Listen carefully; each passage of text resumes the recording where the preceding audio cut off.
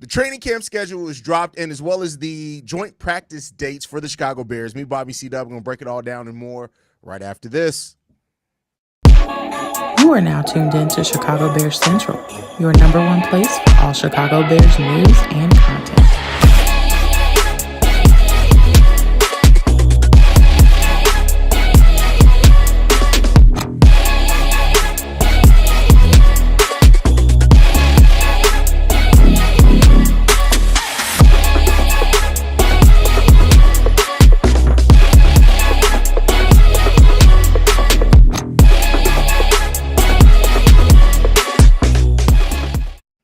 What's going on, Bears fans? Welcome to another episode of Chicago Bears Central, your number one spot for everything Chicago Bears related. We got Bobby, C-Dub, myself, Haize in the building today.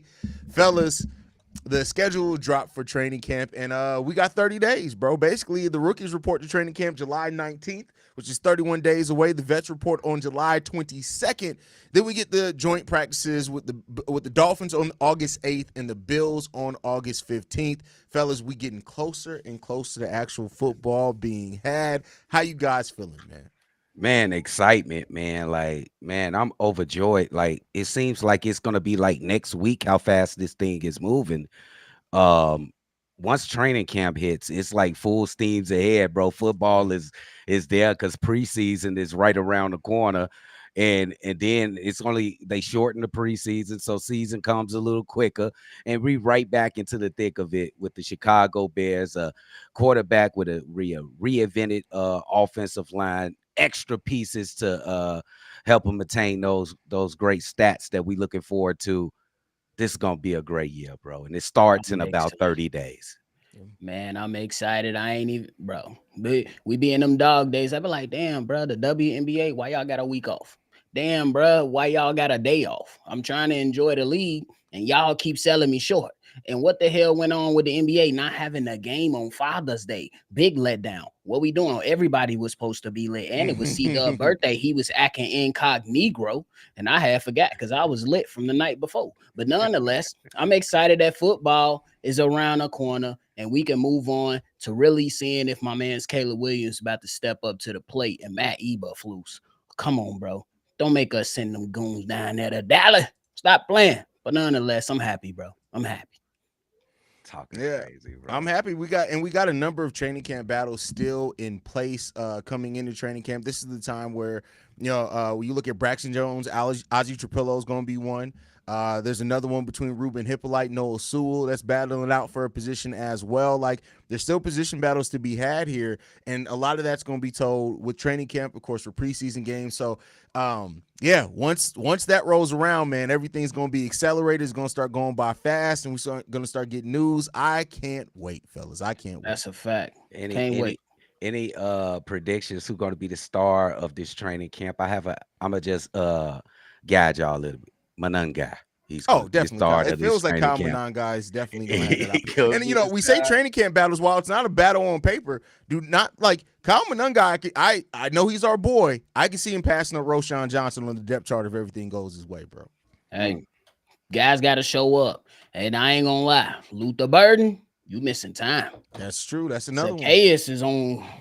Hey, shout out to my man JC from the Windy City Breeze with the how my man Zacchaeus was running the routes, and he did a hell of a job of going out there and explaining it. But I can't wait to see it. Luther Burden, get your ass into practice. We trying to see if you can go ahead and snatch wide receiver 3, brother. Come on now. I'm not worried about Luther, bro. As long as we can get to training camp and he ready to go. It is getting kind of worrisome. He did miss mini camp and all this other shit, but the kid is talented. Once he gets on the field, it is going to be no doubt about it, bro. None. I just want to put this up on the screen because of the pre-episode conversation. Right. Hey, Darius, I ain't gonna lie. I thought Lonzo Ball into the chat. I ain't gonna lie, big dog. That is hilarious, bro. I ain't gonna lie, Darius. We got Earn18 who asked a good question here. Says, in y'all opinion, where are we weak at right now? What do you guys think the Bears are weakest at right now? I'm gonna go running back until proven otherwise. That's fair. I'm gonna go running back until proven otherwise. I know Swift behind a bad O line gave me over 900 rush yards, over about 1,400 all-purpose yards. But we got to see what RB2, RB3 look like, and who's gonna be able to stay on the field and give us that production that we really, really need with the expectation of this new scheme coming into fruition for us. Because if these guys in the running back room can really, really hit the ground running, that speeds up the process for how well the Chicago Bears offense could be. Yeah, I agree with you. It's definitely got to be the running back room. But it could turn around and be one of our greatest strengths too. So I agree with you, nephew, on that one. The running, I don't know about you. Think the running back room could be one of our greatest strengths? Wait a second. Let's It go could because be. that almost went over my head for a second. Our Me? greatest strength? Who, me? Yeah, I said that it could be. It could be. It's one of our greatest weaknesses. They saying right now, y'all look stuck and shit. Y'all okay?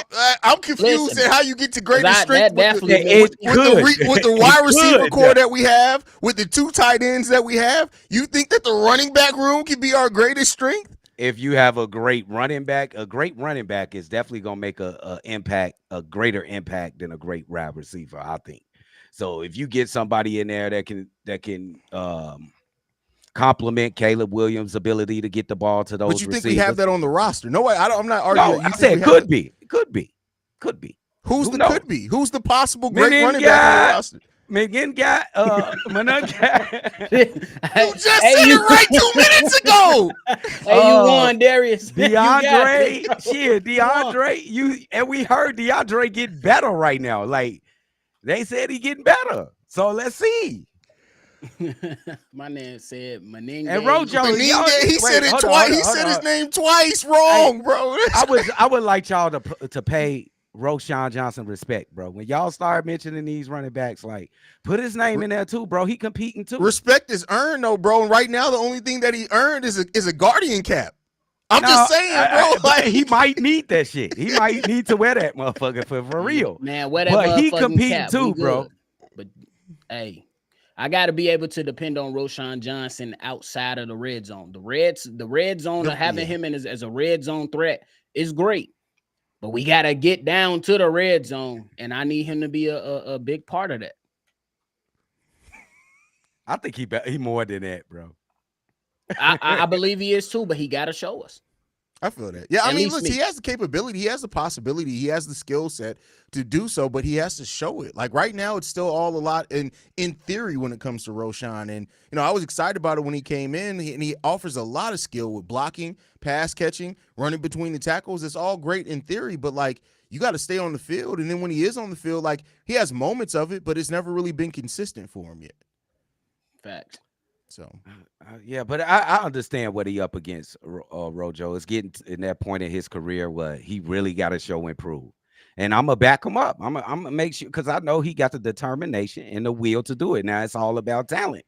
He ain't the most talented running back out there. He might not be the most talented running back in that room, but he's gonna compete with every ounce and every drop of sweat in his body. So I ain't gonna count him out, bro. Go Rojo, do your thing, bro. Last fight. This the last fight, bro. Last fight. do you see any surprises coming out of training camp? Like, do you think there's anybody that we have not talked about, or even that we have talked about, that could come out of training camp with a role that could surprise any of us? I do. Okay. Noah Sewell. Come on. Good. Have some faith in your guy, bro.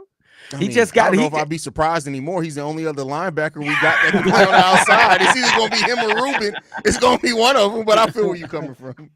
Noah Sewell, man. Nobody think we even forgot about this kid, bro. So he really ain't got that much competition. He going up against this other kid. Let the best man win, man. It's possibly Noah Sewell. That's who I got. You want to know what will surprise me is because I don't really necessarily think it's that much of a surprise, simply because we ain't really heard much about him.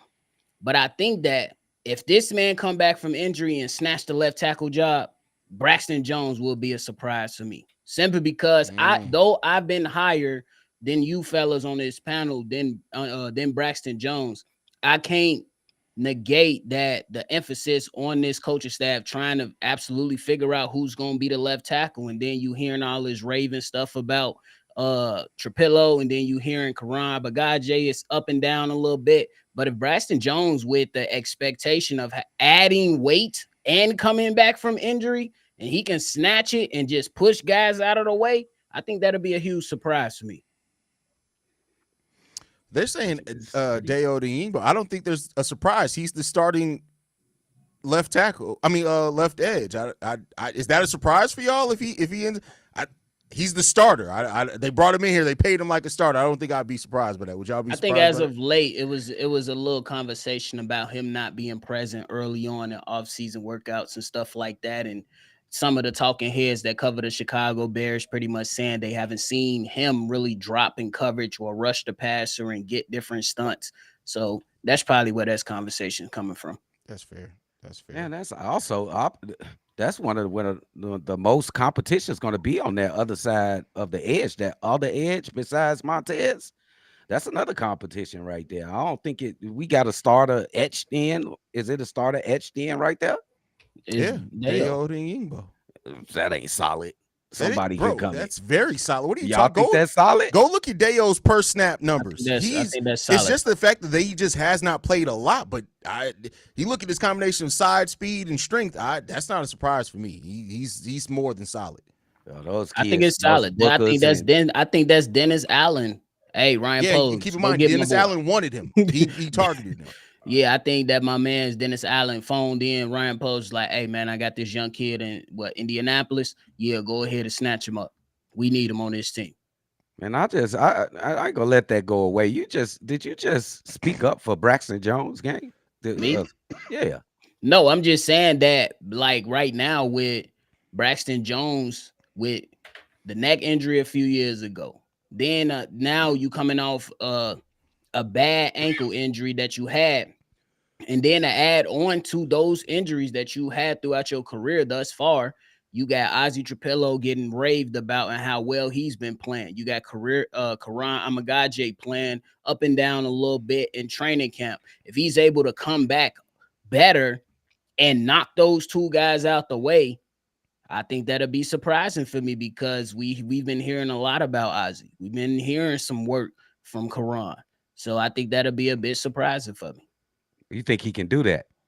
We'll see. It's on him. And the coaching staff wants him to add weight. So that's another big thing for me. So it's just all these caveats coming into play. And if he's able to push those guys out the way, that'll be surprising for me. Okay, Braxton. What I'm looking for, and I don't think he's going to start or anything, but I do think that he could see quite an uptick on the depth chart by the end of the season, maybe even the beginning, depending on how training camp goes. Look out for Zay Frazier, bro.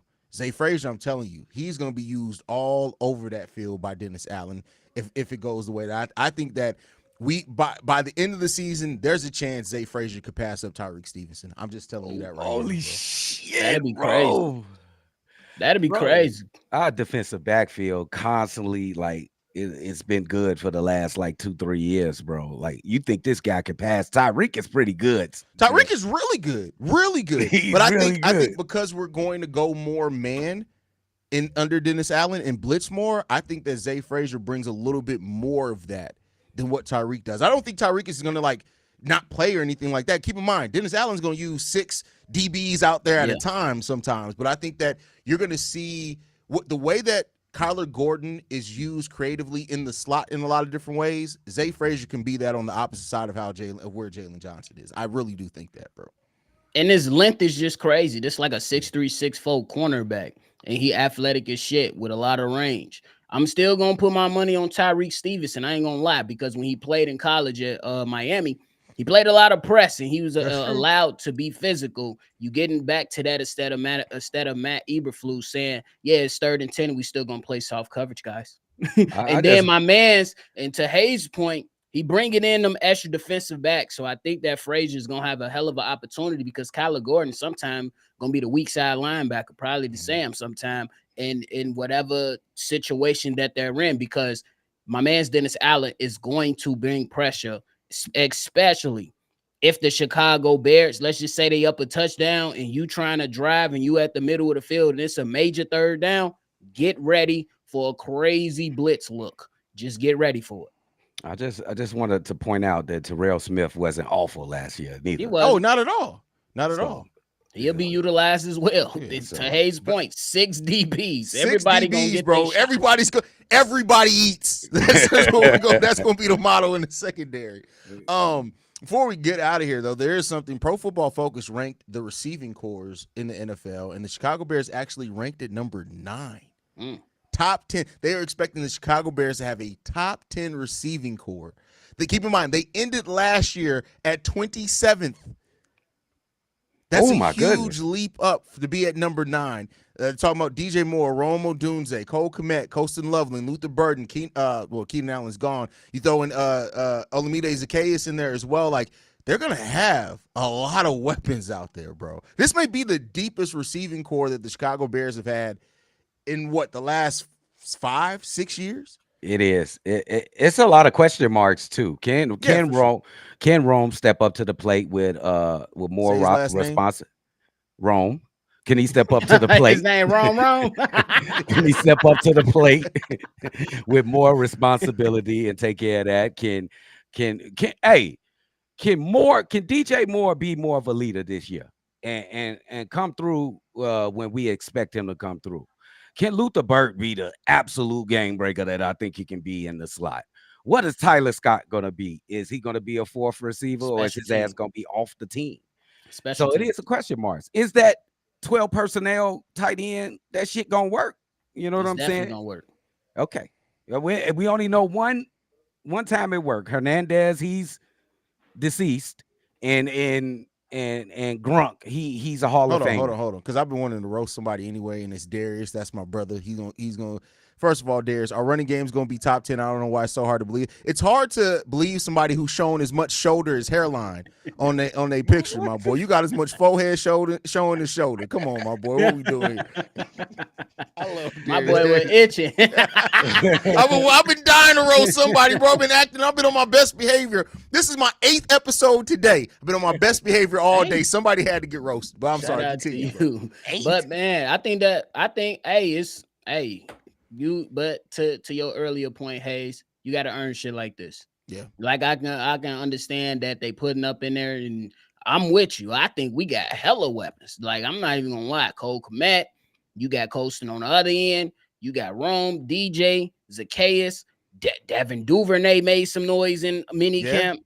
Then you got Luther Burden, a first round pick that fell into your lap, and then you looking at your running back room that can very well, you know what I'm saying, do something if those guys show up. But I still think that we got to see it, bro. I think that, to see Dub's point, guys like DJ Moore, we need that leadership. Romo Dunze, we need that leadership now. You're not a rookie anymore. You need to be out there talking your shit. And Cole Kmet, this is your opportunity to bounce back. It's alleged guys should be going in here with a chip on their shoulder to show everybody that they was right about telling Matt Eberflus to get the fuck on and go to Dallas, to where you can go be a pom-pom girl with Jerry Jones, because y'all don't care about winning. We want to win.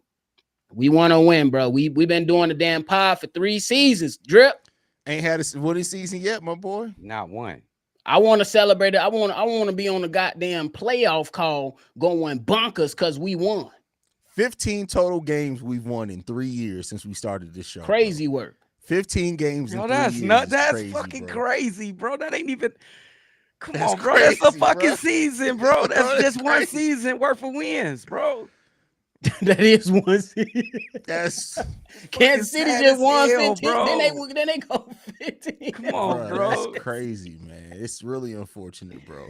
But I Bro, love it's the Antoine greatest city in the Randall to my world, man bro. V-Dog point in the chat. Antoine Randall, I think he bringing fire to this wide receiver room. And they talked about body language early on before we moved into mini camp and all that stuff. And that's a well-needed thing, because you can't sit there and show a sign of weakness. To Ben Johnson's point, Ben Johnson, though, you in these players' face.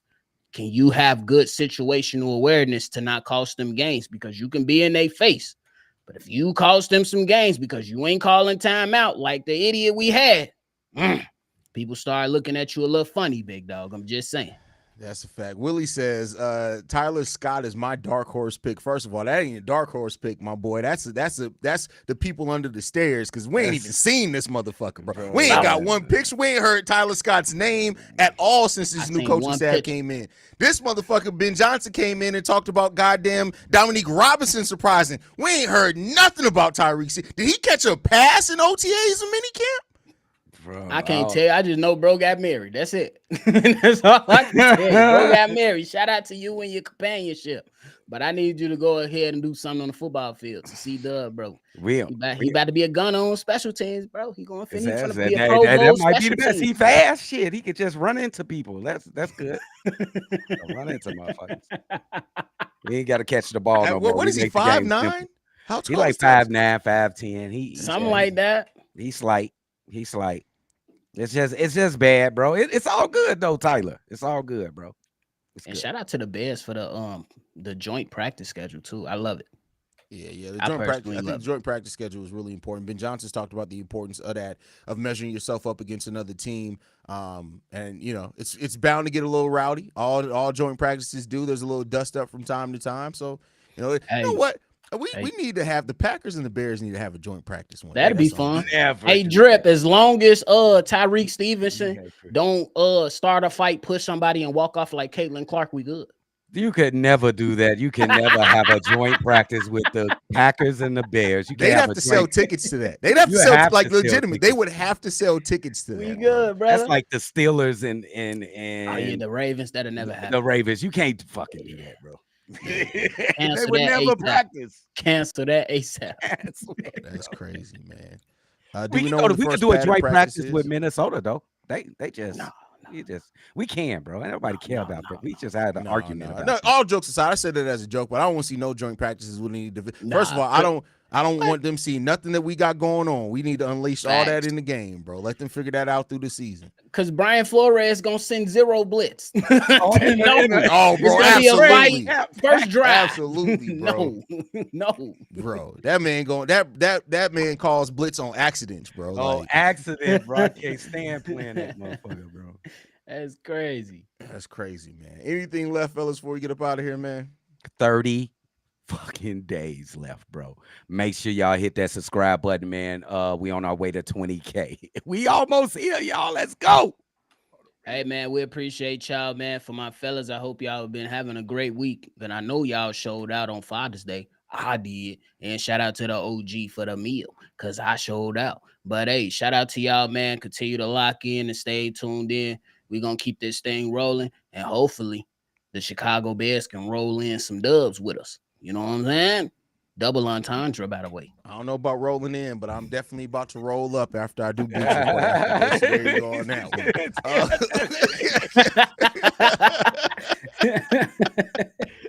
I ain't been drinking, but I have been smoking. I love you guys, man. Make sure you guys follow us at Shy Bear Central. You can send us any feedback, questions, comments, concerns.